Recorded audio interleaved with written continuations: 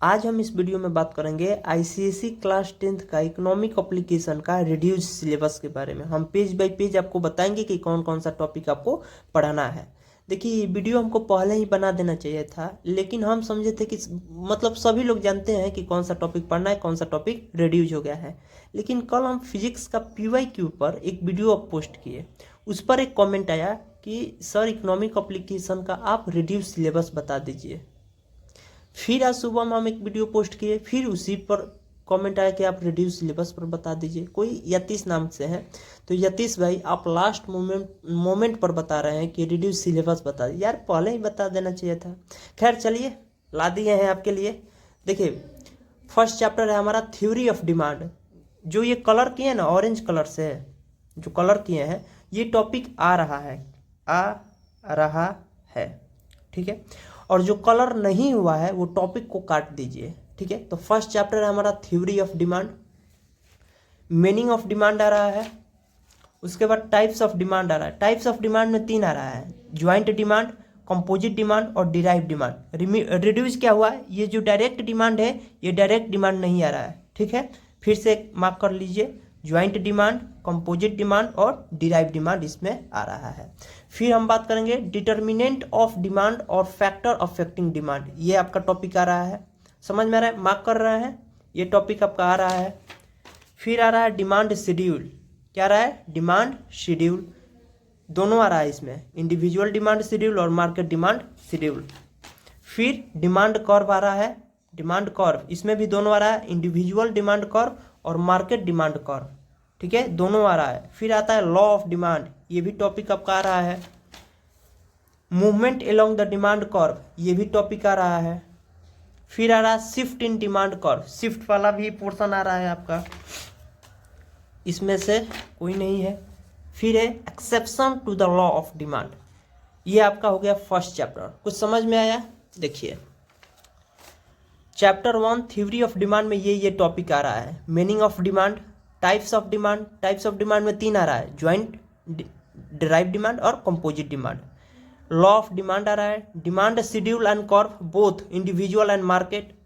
Movement and shift of demand आ रहा है और exceptional to the law of demand आ रहा है। समझ में आ रहा है? कुछ समझ में आ रहा है? चैप्टर 2 में क्या आ रहा है, इलास्टिसिटी ऑफ डिमांड। अभी हम बुक में मार्क करवा रहे हैं, इलास्टिसिटी ऑफ डिमांड, इसका सिर्फ मीनिंग आ रहा है।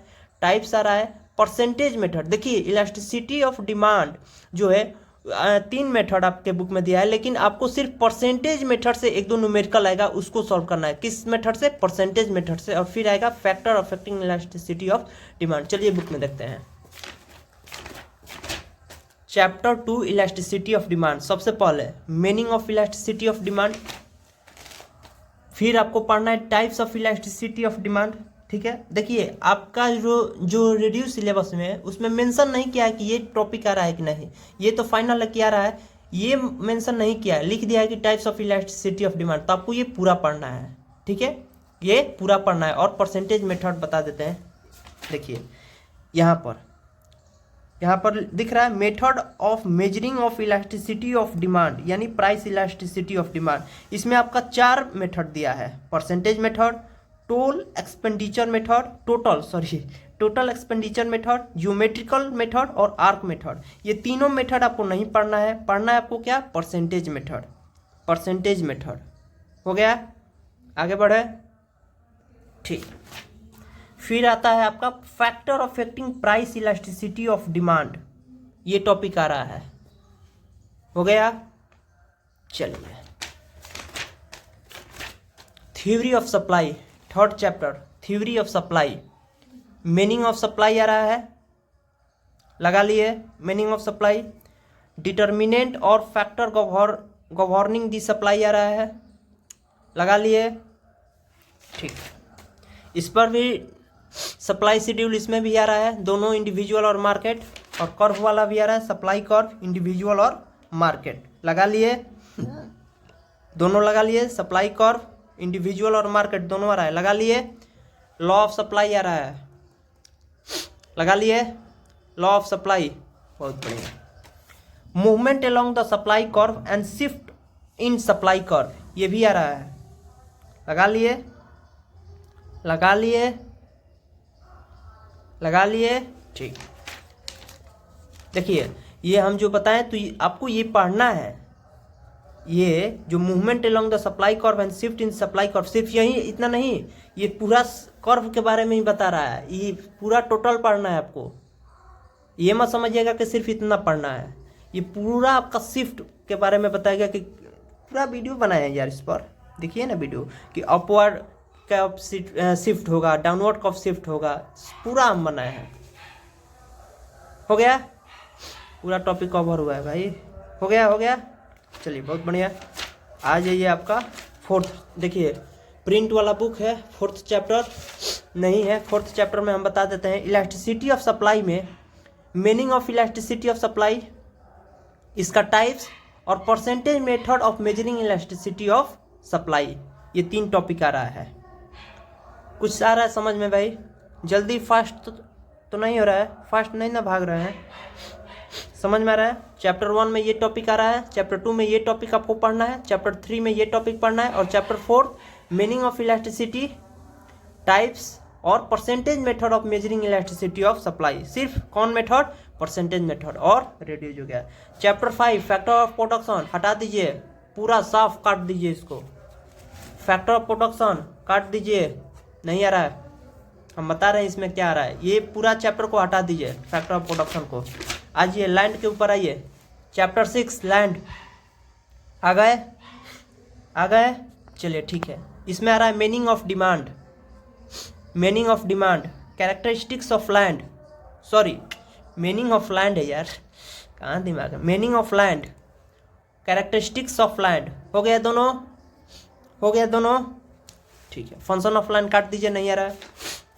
इंपॉर्टेंस ऑफ लैंड नहीं आ रहा है, काट दीजिए, बुक मेरा गंदा हो गया है। चलिए फिर आ रहा है factor affecting productivity of land, ये टॉपिक आ रहा है। हो गया मार्क? आगे बढ़े, factor affecting productivity of land. चलिए डिस्ट्रक्शन ऑफ इकोसिस्टम चैप्टर 7, आ जाइए, आ जाइए। आ गए? Changing pattern of land use आ रहा है, यानी लैंड यूज ऑफ चेंज, पढ़ लीजिएगा, ये आ रहा है। इंडस्ट्रियलाइजेशन एंड अर्बनाइजेशन आ रहा है, दोनों टॉपिक। हो गया? कर लिए? कर लिए? चलिए माइग्रेशन आ रहा है, ड्विलिंग यूनिट, दोनों टॉपिक आ रहा है। माइग्रेशन, ड्विलिंग यूनिट्स, दोनों टॉपिक आ रहा है। हो गया? हो गया? ठीक।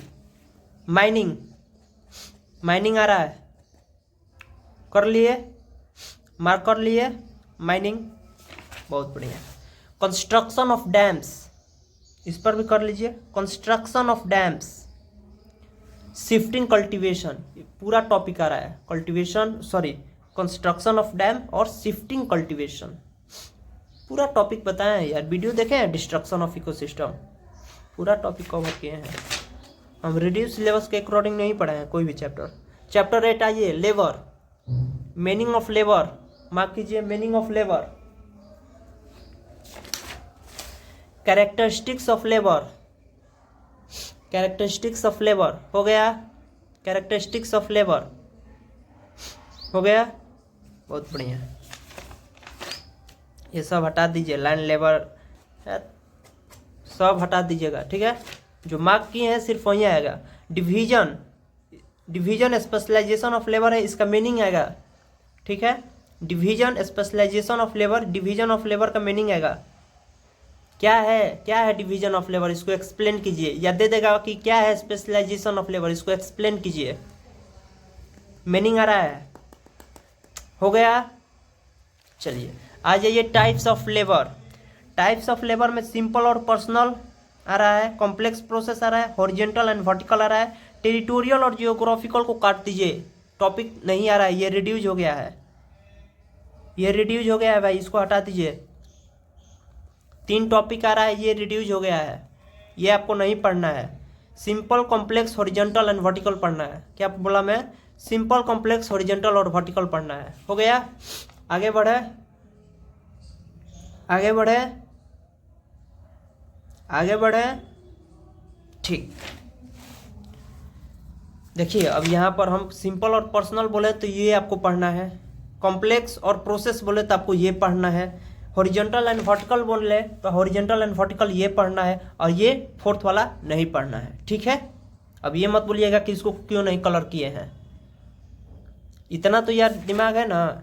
ये आ रहा है मतलब क्या, ये आ रहा है, ये आ रहा है मतलब क्या, ये आ रहा है, समझ में आ रहा है। ये वाला टॉपिक नहीं आ रहा है, यानी फोर्थ नंबर आप इसको हटा दीजिए। Advantage of division of labour कीजिए, हो गया। Advantage of division of labour हो गया, हो गया, बहुत बढ़िया, बहुत बढ़िया। Disadvantage of division of labour, ये भी टॉपिक आ रहा है, हो गया। अच्छा, बहुत सारे लोग को कंफ्यूजन होगा, ऐसे आपसे क्वेश्चन पूछेगा। देखिए जो advantage of division of labour है ना, तो पूछेगा कि बताइए प्रोड्यूसर का 2 एडवांटेज क्या है, ऐसे कर कर आपको देगा। यहाँ पर दिया है ना एडवांटेज ऑफ प्रोड्यूसर, बताइए, तो आपको 2 इसमें से कोई लिख देना है, ज़्यादा नहीं पूछेगा, 2 पूछेगा या ज़्यादा से ज़्यादा 3 आपसे पूछेगा। ठीक है, चलिए advantage of division of labour हो गया, लगा लिए, लगा लिए, लगा लिए, बहुत बढ़िया। Necessary condition for division of labour हटा दीजिए, इसको हटा दिए। चलिए इफिशिएंसी ऑफ लेबर, इसका मीनिंग लिख लिए, लगा लिए टिक, बहुत बढ़िया। Causes of low efficiency of labour in India, ये टॉपिक आ रहा है, लगा लिए। Causes of low efficiency of labour in India, ये टॉपिक आ रहा है, लगा लिए, बहुत बढ़िया। सजेशन नहीं आ रहा है, हो गया, आगे बढ़े। चलिए 9th capital and capital formation हो गया। Meaning of capital formation mark कीजिए, meaning of capital, meaning of capital हो गया। चलिए इस पर आइए, जो टाइप्स ऑफ कैपिटल है इसमें आपको पढ़ना है fixed capital and working capital. जब आप रिड्यूस सिलेबस देखेंगे तो यहाँ पर लिखा है fixed capital and circulating capital, circulating capital. ठीक है, तो आपको फिक्स्ड एंड सर्कुलेटिंग कैपिटल पढ़ना है, संक कैपिटल एंड फ्लोटिंग कैपिटल पढ़ना है। ठीक है, ये सब नहीं पढ़ना है, जो जो बता रहे हैं वो पढ़ना है। Fixed capital, circulating capital, sunk capital and floating capital. Floating capital हो गया। Concrete capital, money capital and depth capital, तीनों पढ़ना है। कॉन्क्रीट कैपिटल को ही हम लोग रियल कैपिटल बोलते हैं। आप जब रिड्यूस सिलेबस देखेंगे ना तो उसमें लिखा है रियल कैपिटल, मनी कैपिटल और डेप्थ कैपिटल को पढ़ना है। तो रियल कैपिटल का मतलब क्या हुआ, कॉन्क्रीट कैपिटल। ठीक, ये सब आपको नहीं पढ़ना है, ये सब आपको नहीं पढ़ना है, समझ में आया। कॉन्क्रीट कैपिटल, मनी कैपिटल और डेप्थ कैपिटल ही पढ़ना है आपको सिर्फ। उसके बाद आइए कैरेक्टरिस्टिक्स ऑफ कैपिटल, कर लिए मार्क, आगे बढ़े, बहुत बढ़िया। ईच लैंड कैपिटल काट दीजिए, आगे बढ़े, आगे बढ़े। चलिए सब काट दीजिए, सब ये पेज काट दीजिए, मेरा बुक पहले से ही गंदा है और गंदा कर रहे हैं, काट दीजिए, नहीं आ रहा। Meaning of capital formation mark कीजिए, meaning of capital formation, meaning of capital formation mark कीजिए, हो गया। फैक्टर इन्फ्लुएंसिंग और affecting capital formation, factor influencing और अफेक्टिंग कैपिटल फॉर्मेशन। देखिए ये जो मीनिंग ऑफ कैपिटल फॉर्मेशन बताया है तो इसका मीनिंग आपको याद रखना है। ठीक है, ये सब काट दीजिएगा, ये सब काट दीजिए, समझ में आया ना। फास्ट तो नहीं भाग रहे हैं। देखिए creation of saving as capital formation takes place in 3 stage, ये सब काट दीजिएगा, ये दोनों काट दीजिए, ये दोनों काट दीजिए। आपको फिर पढ़ना है फैक्टर इन्फ्लुएंसिंग और अफेक्टिंग कैपिटल फॉर्मेशन, हो गया मार्क। ठीक, नेक्स्ट चैप्टर है हमारा entrepreneur, meaning of entrepreneur mark कीजिए, मीनिंग ऑफ इंटरप्रेन्योर हो गया, हो गया। Function of an entrepreneur, function of an entrepreneur हो गया, हो गया, बहुत बढ़िया। ये सब काट दीजिएगा, ये सब काट दीजिएगा, सब काट दीजिएगा। फिर आइए role of entrepreneurs in economic development हो गया, role of entrepreneur in economic development हो गया। चलिए 11th chapter alternative market structure basic concepts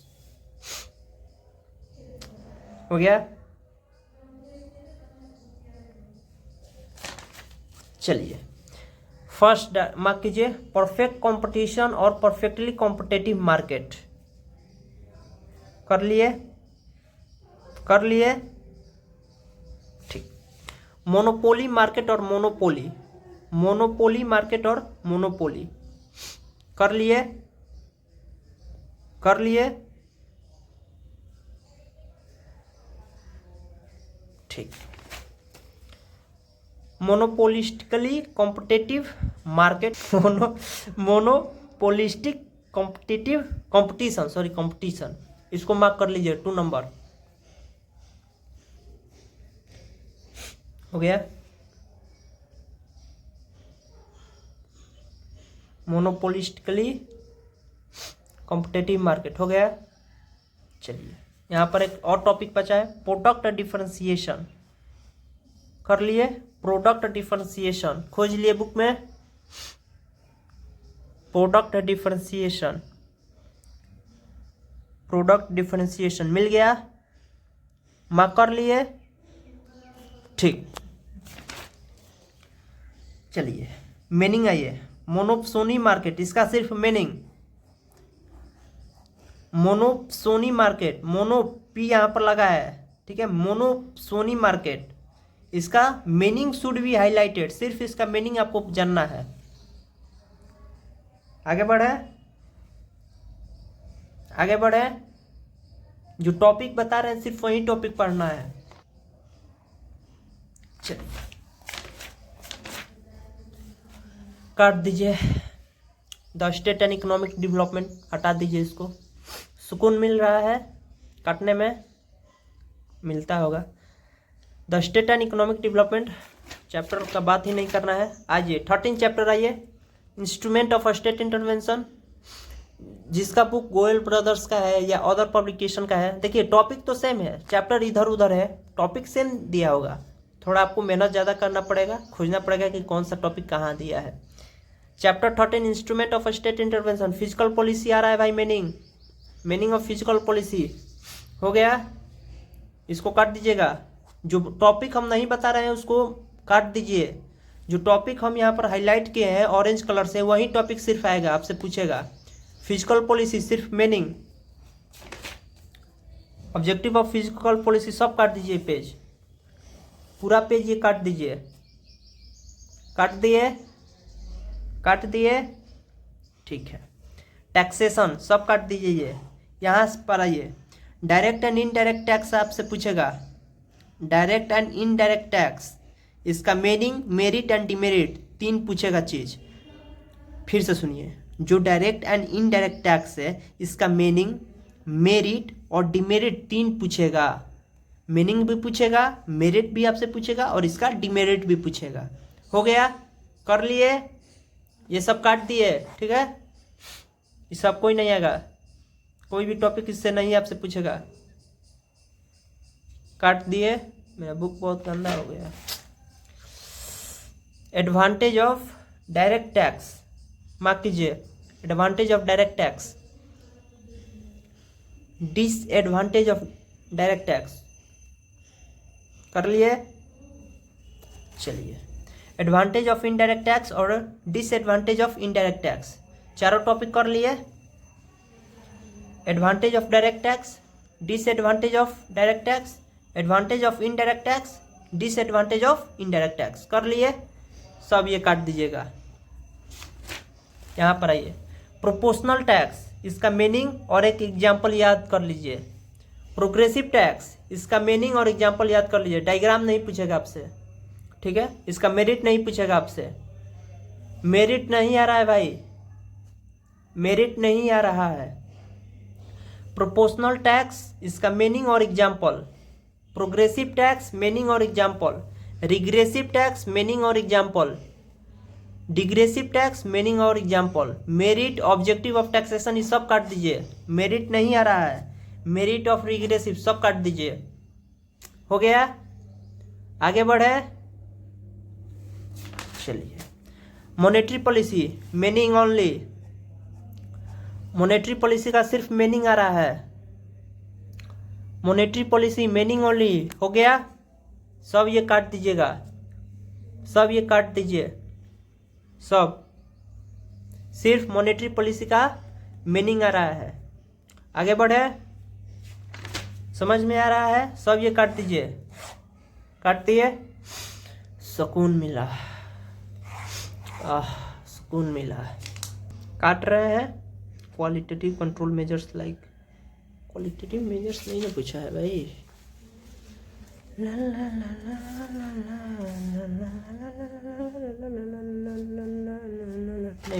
नहीं पूछा है, काट दिए, काट दिए, सब ये काट दीजिएगा। कुछ कुछ कुछ कुछ, हो गया। चलिए, मजा आ रहा है काटने में। Public sector enterprises chapter 14, public sector enterprises chapter 14 आ गए। फर्स्ट पेज को उड़ा दीजिए, काट फूट दीजिए। डिफरेंस आ रहा है, ये वीडियो में भी हम बताए हैं। Departmental enterprises, public corporation, government company. Public sector का डिफरेंस टाइप्स पूछेगा आपसे, types of public sector enterprises, तो आपको ये लिखना है। फिर role of public sector enterprises, role of public sector enterprises कर लिए। Problem of public sector enterprises हो गया। चलिए ठीक है। Suggestion to improve the efficiency of public sector undertaking, काट दीजिए, काट दीजिए, नहीं आ रहा है टॉपिक। हो गया, आगे बढ़े। चलिए 15 chapter, privatisation of public enterprises, definition and example. Definition and example आ रहा है, डिफिनेशन एंड एग्जाम्पल हो गया। Argument in favour of privatisation आ रहा है, argument in favour of privatisation. आप रिड्यूस सिलेबस देखेंगे तो उसमें लिखा है रीजन फॉर प्राइवेटाइजेशन, एक ही बात है, यही टॉपिक आप डालिएगा।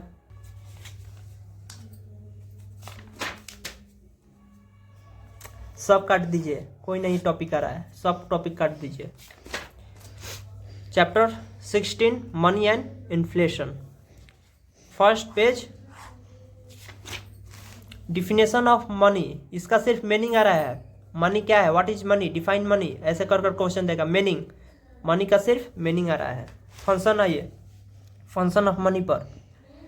प्राइमरी फंक्शन, सेकेंडरी फंक्शन और कॉन्टीजेंट फंक्शन, ये है ना। देखिए ये जो प्राइमरी फंक्शन और सेकेंडरी फंक्शन है, इसको थोड़ा ज़्यादा एक्सप्लेन करना है, एलोबरेट कर एक्सप्लेन करना है, थोड़ा बढ़ा चढ़ा कर। मान लीजिए कि पूछा कि प्राइमरी फंक्शन क्या है, तो इसको 2-3 लाइन में एक्सप्लेन कीजिए। वहीं यहाँ पर कॉन्टीजेंट फंक्शन जो है वो ब्रीफ एक्सप्लेनेशन, ये पूछ भी नहीं सकता है, ऐसे लिख दिया है कि आपसे हम ब्रीफ एक्सप्लेनेशन पूछ सकते हैं। इसको थोड़ा रिड्यूस सिलेबस देखेंगे तो उसमें लिखा है प्राइमरी फंक्शन और सेकेंडरी फंक्शन को एलाबोरेट कर बताना है आपको, यानी थोड़ा डेप्थ में बताना है। और ये जो कॉन्टिंजेंट फंक्शन है उसको ब्रीफ में बताना है, ब्रीफ एक्सप्लेनेशन आपसे पूछेगा। समझ में आ गया, समझ में आ गया, ठीक ठीक है। इंपॉर्टेंस ऑफ मनी काट दीजिए, इंपॉर्टेंस ऑफ मनी काट दीजिए भाई, इंपॉर्टेंस ऑफ मनी काट दीजिए, काट दिए। टाइप्स ऑफ मनी काट दीजिए, काट दिए। चलिए इन्फ्लेशन का मीनिंग आ रहा है, इन्फ्लेशन का मीनिंग आ रहा है। 24 मिनट हो गया यार वीडियो बनाते हुए।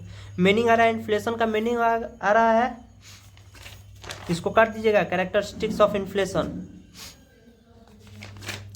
जो टॉपिक बता रहे हैं सिर्फ वही पढ़ना है, बाकी सब काट दीजिए। टाइप्स ऑफ इन्फ्लेशन, क्रीपिंग आ रहा है, वॉकिंग आ रहा है, रनिंग आ रहा है, हाइपर आ रहा है, यही 4 आ रहा है। Repeat, creeping, walking, running, hyper, यही आ रहा है। इसको कॉजेज ऑफ इन्फ्लेशन काट दीजिए, कॉजेज ऑफ इन्फ्लेशन काट दीजिए, cost pull factor, demand pull factor, ये सब काट दीजिए, पेज काट दिए। ठीक। इफेक्ट ऑफ इन्फ्लेशन में 3 पढ़ना है, effect on producer, effect on fixed income group और effect on debtor and creditor, यही 3 पढ़ना है। ये सब आपको नहीं पढ़ना है, ये सब काट दीजिए, ये भी नहीं पढ़ना है। समझ में आया? Effect of inflation, effect on producer, effect on fixed income group, effect on debtor and creditor, मिल गया बुक में, कर लिए। और वो भी एक्सप्लेन वेरी ब्रीफली, थोड़ा सा एक्सप्लेन करना है, 1 लाइन में, 2 लाइन में, मैक्सिमम 2 लाइन में। कर लिए। ठीक। एंटी इन्फ्लेशनरी मेजर पूरा काट दीजिए,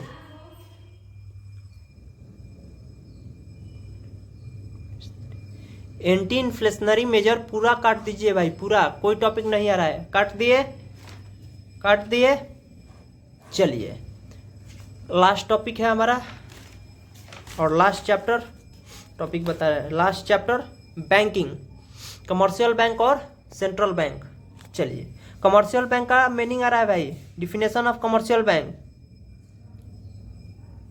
कर लिए, समझ में आ गया? डिफिनेशन ऑफ कमर्शियल बैंक हो गया। फंक्शन ऑफ कमर्शियल बैंक कर लीजिए, आ रहा है, चारों आ रहा है भाई, ठीक है। कर लिए।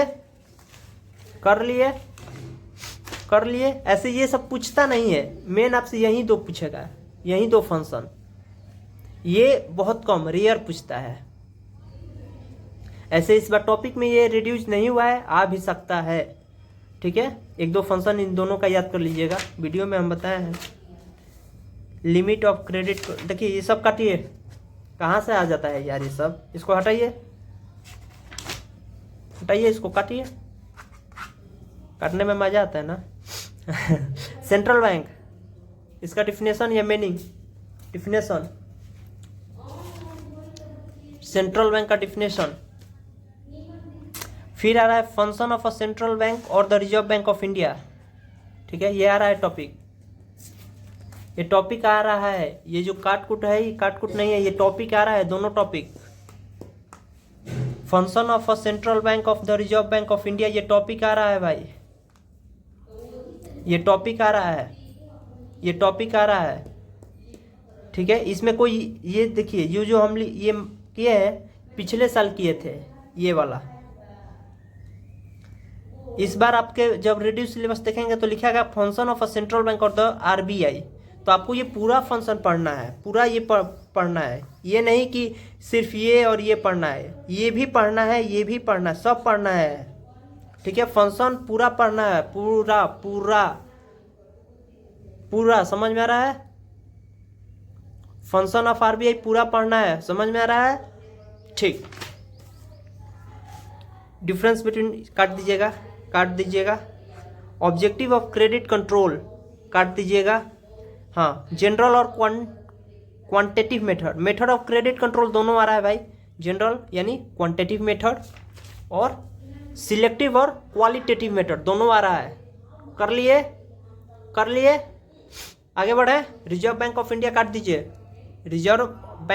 काट दीजिए, management of reserve bank of India काट दीजिए, need of having the reserve bank of India काट दीजिए, हो गया। चलिए अब आपको एक चीज हम बता रहे हैं, देखिए,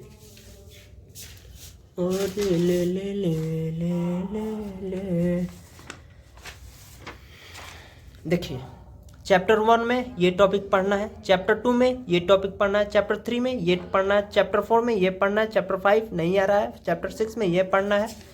अभी एक चीज़ आपको बताएंगे, चैप्टर 7 में ये पढ़ना है, चैप्टर 8 में ये पढ़ना है, चैप्टर 9 में ये पढ़ना है, चैप्टर 10 में ये पढ़ना है, 11 में ये पढ़ना है, मतलब ये टॉपिक पढ़ना है, ठीक है।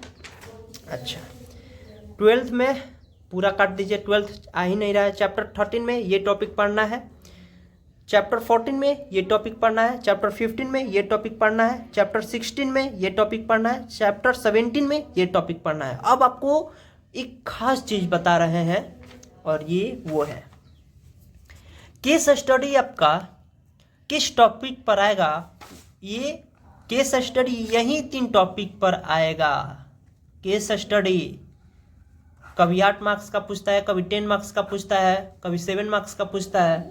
ठीक है, case study factor of production पर आ सकता है, बैंकिंग चैप्टर पर आ सकता है, या इन्फ्लेशन पर आ सकता है। वेरी वेरी इंपॉर्टेंट, समझ में आया? केस स्टडी किस पर आ सकता है? फैक्टर ऑफ प्रोडक्शन टॉपिक पर से आ सकता है, बैंकिंग टॉपिक से आ सकता है, इन्फ्लेशन टॉपिक पर आ सकता है। कर लिए? कर लिए? ठीक है, इसी के साथ ये आपका पूरा रिड्यूस सिलेबस हम जो टॉपिक आ रहा है उसको बता दिए, जो टॉपिक नहीं आ रहा है आप आई होप कि उसको काट दिए होंगे। All the best for your exam.